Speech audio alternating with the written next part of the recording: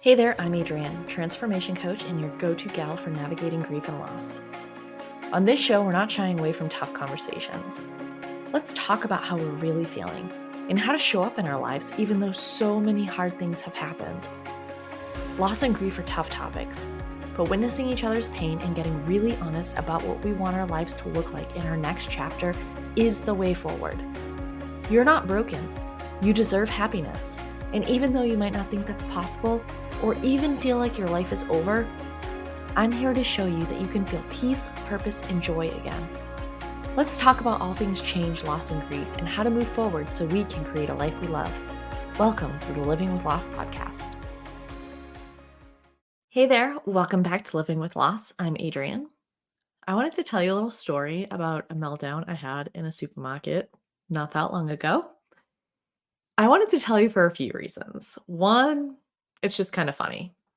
And two, because I think it's important to talk about the way that we can be activated in different situations when we're grieving and how those grief waves might show up.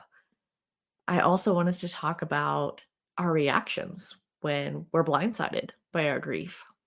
So let me set the stage for you. I was with my mom.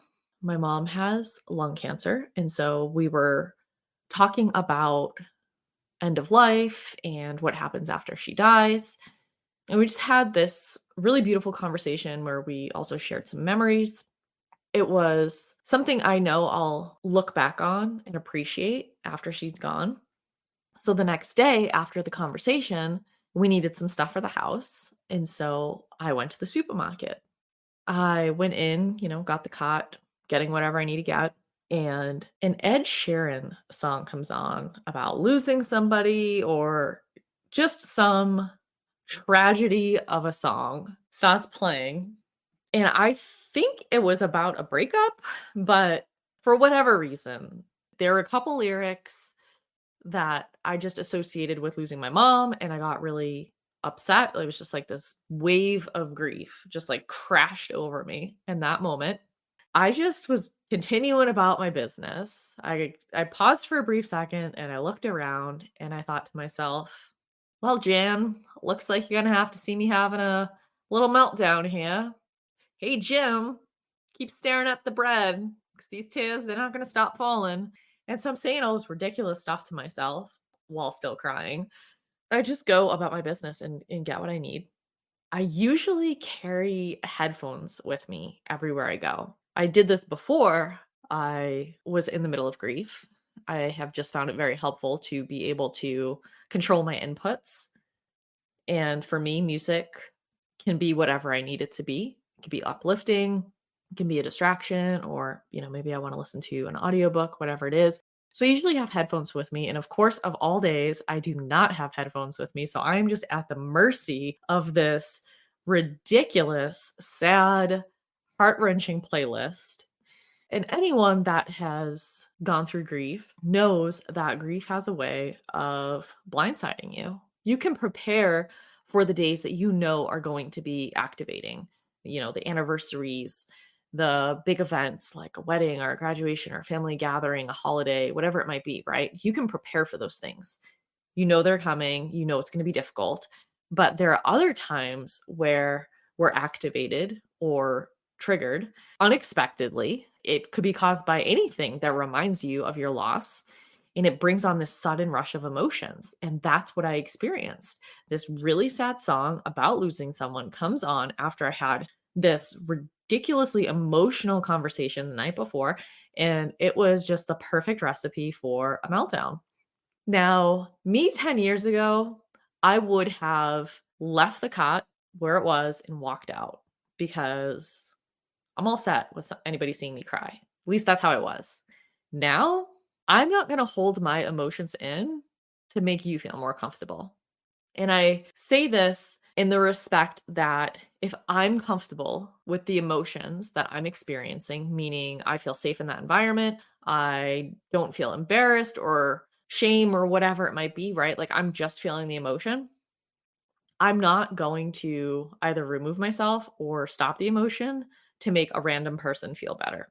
Sorry if my tears make you uncomfortable, but they don't make me uncomfortable at this point. So it is what it is. Like I said, keep looking at the bread, Jim, 'cause I'm going to cry. You can, react however you need to react in that situation, right? Maybe you get blindsided by your grief and you decide you don't feel like having to answer the possible random person asking you if you're okay, because no, you're not okay. You don't want to have the awkward conversation, or maybe you just don't feel like looking like a hot mess in public that day. So you decide to go. Whatever you decide, that's the right decision for you. It is, right? In grief, you have to take care of yourself. And that requires asking, what do I need right now? And then giving it to yourself. So for me, in that moment, the thing that I needed was to just let the tears flow. There's no embarrassment. There's no being uncomfortable. For me, it was just, I'm just going to let it out. I don't care if I'm in the supermarket. I don't care if it's weird for people around me. I'm fine with this. So I'm just going to go with it.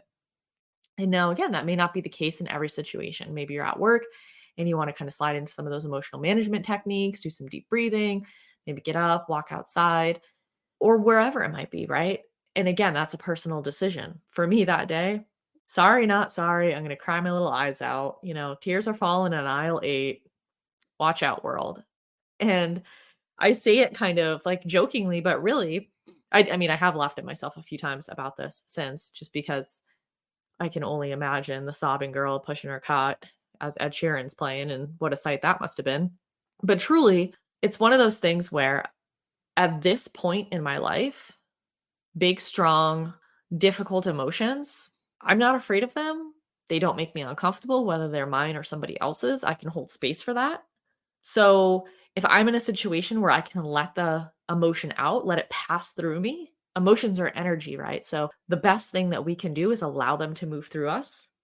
The average emotion actually only takes 90 seconds to move through your body if you allow it to. It can last longer when your thoughts start getting involved and you kind of start really turning over the way that you're feeling and thinking about it and analyzing it and dissecting it. And, that emotion can last a lot longer. But if you really just allow that emotion to move through you, it actually moves through you very quickly. Knowing this at this point, it's a lot easier for me just to let the tears fall and get it out than try and hold it in. If you're going through grief, if you're going through a difficult time and those emotions are raw and they keep coming up and you're getting those waves of grief, meaning it pops up, the emotion, it can vary in intensity, it can vary in frequency. Sometimes it feels like this gentle ebb and flow, and other times, like for me in the supermarket, it is like this giant wave crashing over you. And it can just be this powerful, almost overwhelming surge. Knowing that that can happen, you're in grief, you're in a difficult time. There are things that you can do to try to be prepared for it, to preempt it, to try and help lessen the intensity. Early in the grieving process, though, odds are your grief waves are going to be frequent and they're going to be intense. Over time, they may become less frequent and less intense, but they're still going to happen. Grief kind of stays a part of you, just changes in its form and its intensity over time. I have found, whether it's just an emotional day or it's a full on grief wave just kind of cascading over me, the best thing for me to do is just to feel the emotions as they come whenever that's possible. I try not to suppress them. And that might look like letting the tears fall, or I could just feel that emotion in my body, maybe some movement, maybe I do some writing, whatever it takes to kind of process that and get it out of me. That's what I do. And the one thing that I didn't have that day that I typically have was the headphones. Sometimes we can't always prepare for what will activate us when we're in this kind of unsteady emotional place. We're riding that grief roller coaster. Can't always predict those emotions coming and how it's going to feel. So you can't always preempt it. But something like headphones, where you can control your inputs, meaning you're not going to get blindsided by the super tragic song that somebody thought was a great idea to put on that playlist. You could pop the earbuds in, like I said, listen to your own music, an audiobook, a podcast, whatever it might be. And that kind of takes the being blindsided by that particular thing out of the equation. Something to think about. What are the things that activate emotion for you? And if you don't want to be caught in a situation like me where you're sobbing in aisle 8, maybe consider the things that you could do to limit the inputs that may help with the activations. But again, there's nothing wrong with being activated, with having a strong emotional response related to your grief. If something reminds you of your change or your loss, it's normal for a sudden rush of emotions to come up. That is just a normal thing. It could be a song, a scent, a place, maybe the way the weather is. It triggers a memory. A lot of things can bring up these big feelings, and that's totally okay. But something that can be helpful is to examine or consider, reflect on what might bring those feelings up for you. How do you feel about releasing or expressing those emotions in different places? And then kind of having a plan for if they do come up. Like for me at this point in my life, like I said, most places, I'm just going to let the tears fall. That's just how it's going to be. And I'm cool with that. But if that's not you and you're overcome and you're in a public place or you're at work or wherever it might be, what's the plan? And that's for you to decide. Again, if you're early in grief, this is probably going to happen more often than you would probably like. And over time, may not happen quite as much. If I could leave you with one thing, it's just honor what you need. Really, truly ask yourself in this moment, what do I need? And if it's to let the emotion go, feel it, let the tears fall, then give yourself that. Or if it's kind of breathing through it, leaving the store, going to the bathroom, whatever it might be, then do that. Really just ask yourself, what do I need in this moment? And then honor it.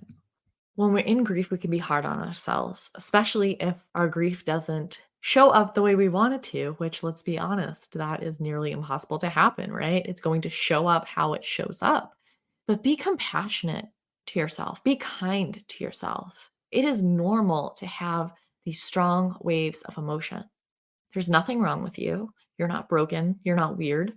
That is a perfectly normal emotional response to what's going on in your life.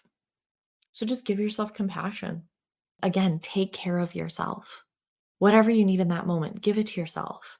And then afterwards, when you're in a place where you're not kind of engulfed by that wave of grief, you're not in the middle of that activation, ask yourself then, what do you need now that you're past that? Do you still have that pent up energy? Do you need to move? Do you need to do something relaxing, something distracting? Everybody's different, but make sure you're checking in with yourself and honoring whatever it is that comes up that you might need. I hope this has been helpful for you. And if nothing else, I hope my story about my crying in aisle 8 while Jim gives me the side eye as he picks out his bread at least gave you a little smile or a little laugh. Sometimes that's the best that we can do in a day, right? Is like crack a smile, have a little laugh, have that like brief moment, glimmer of joy or amusement, or at least not complete devastation. So I hope this story landed for you and the idea of grief waves, activations, that information is helpful for you. And again, please just be kind to yourself with however your grief shows up. There's nothing wrong with you. You're not broken. Your emotions are a normal response to the difficult things happening in your life. Until next time, I hope you have a fantastic week. That's it for today's episode, my friends. Thanks so much for joining me on the Living with Loss podcast. Please like and follow the show so you don't miss an episode. If you're looking for more grief support, grab my free guide, 5 Essential Tools for Immediate Relief from Grief, even if you don't think that's possible. Head on over to adriancrowley.com and download it. Remember, you may not have chosen all the changes or losses in your life, but you get to choose what happens next. New episodes drop every Wednesday. Until then, have a fantastic week.